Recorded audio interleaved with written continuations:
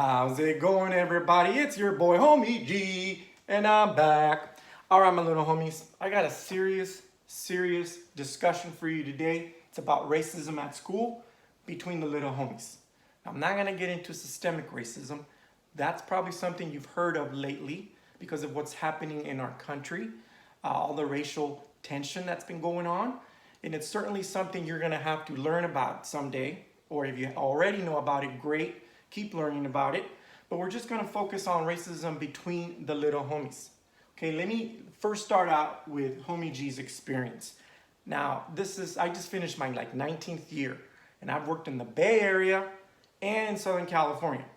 And I can tell you, everywhere I've been, no matter what I've been doing, whether I was a teacher or an administrator, I've seen racism between the little homies.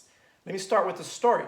When I first started teaching, I don't know, it was year 3 or something, maybe year 2, I don't remember. There was a class that I was teaching. It was ELD, science.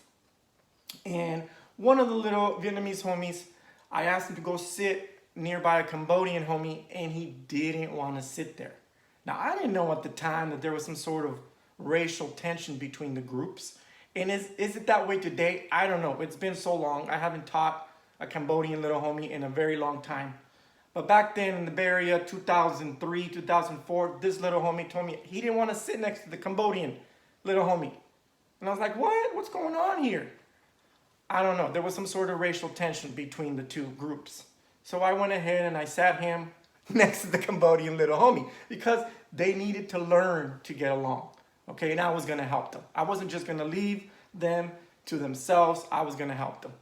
But anyways, that was a trip. You know, that to me was like, wow, I didn't know.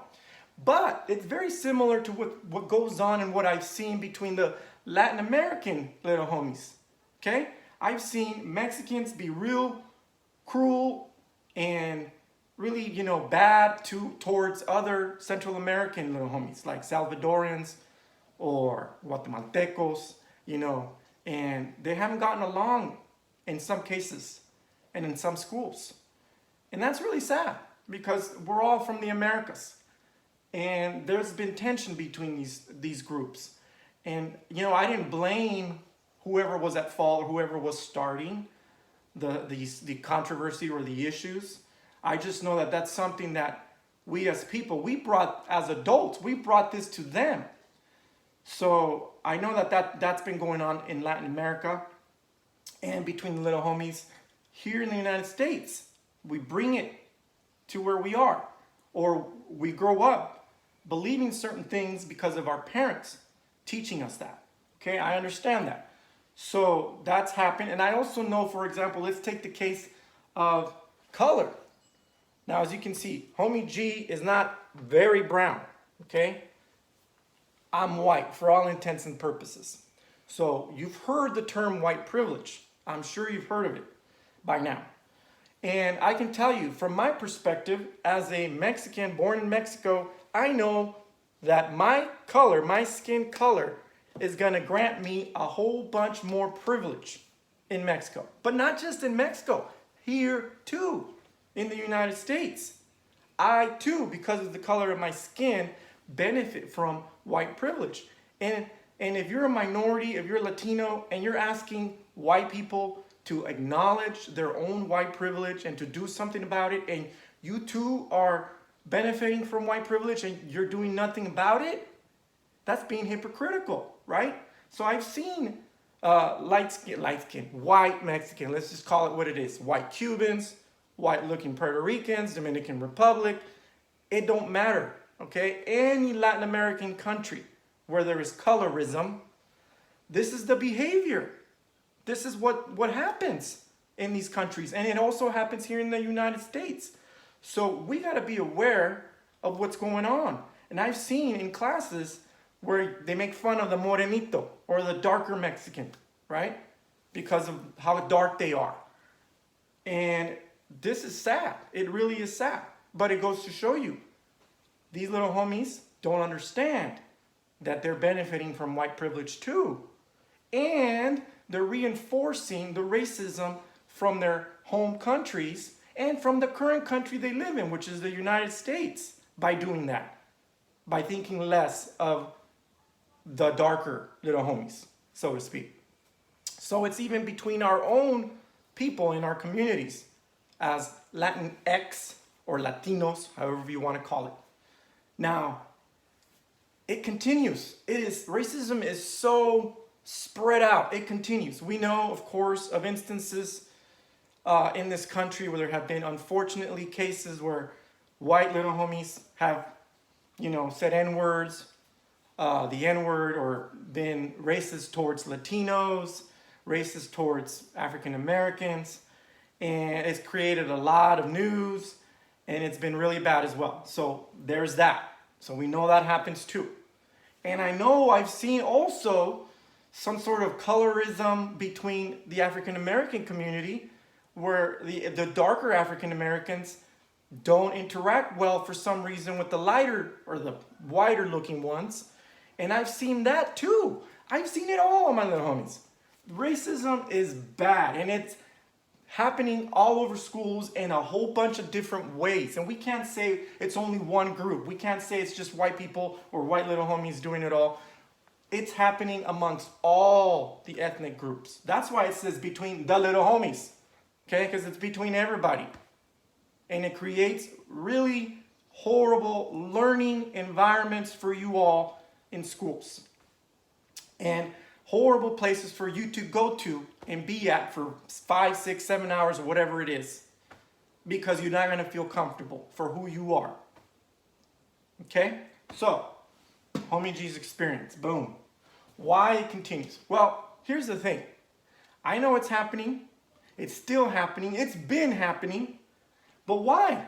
Well, that's on us. That's on the teachers. So I never blame the little homies for their ignorant comments. For example, I had a little homie in one of my elective classes say something about African Americans, Mexican little homie. He knew I'm married to an African American woman. He knows my kids are biracial, triracial, I guess. So he still said that. Now, maybe it just came out of his mouth.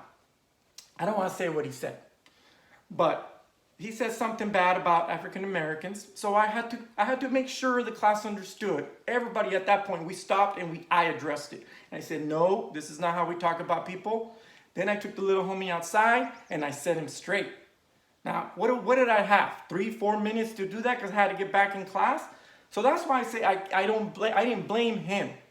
We as teachers, we as educators, administrators, whoever, we don't spend enough time with you all talking about race. And that's a sad state of affairs, okay? Because you should be learning it like if it was a subject in school. Because that's where we're at now in this country. This is why we are where we are. Because we don't address it enough in school. We kind of sweep it under the rug. And we tell you should know right from wrong. You should know you should not say that. I don't agree with that. I don't agree with that at all. I think we should be responsible for educating you.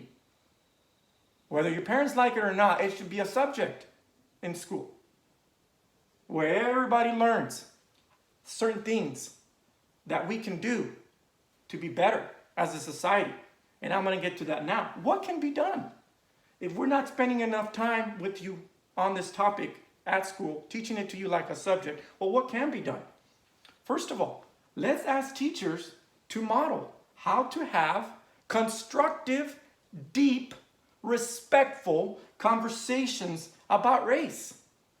Teachers, you should be up for this because it's about time we respond as educators. Maybe we sit around, maybe like you tell your students, sit around in a circle and we have talks about race, deep talks, and we model to our students how to have these discussions so that they too can have these discussions out in the yard, wherever they are.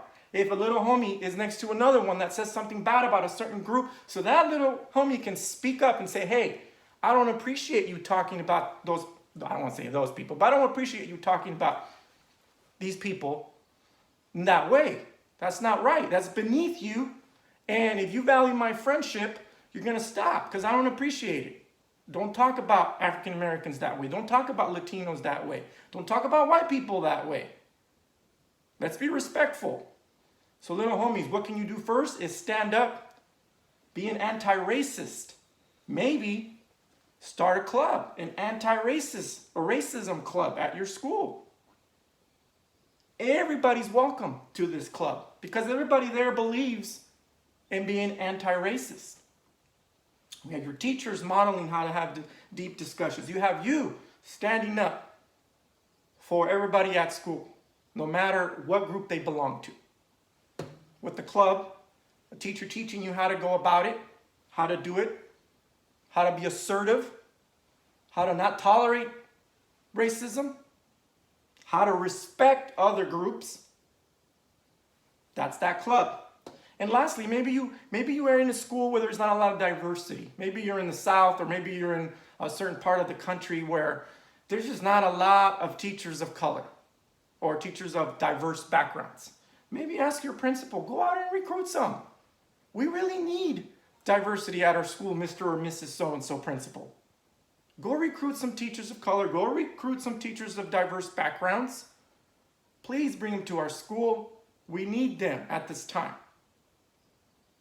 Okay? Because the majority are Caucasian teachers in the education system in this country. So we can certainly do better in bringing in teachers of color to schools where there's not as much diversity, so everybody there can benefit from the diversity, from the different worldviews that everybody has. Okay, my little homies, I've given you some suggestions about how to deal with racism at school. I've taught you about how to go and not be part of any kind of racial tension at school. Okay, don't be part of that. I know these things flare up amongst you, and there may be even fights because of it. But let's figure out how to help the people that need the most help with this, because there are more people that need more help, more education. And I know you can do it. I know you can handle it. We're expecting you to be better than us, because we've done screwed this up, right? We messed up big time. Okay? And we're still suffering the consequences. We're still having to fight for civil rights. We're still having to bring everybody to the same level playing field to this day. So we hope that you can do better than us. All right, my little homies. This has been a serious talk from yours truly, Homie G. And I'm out. Peace.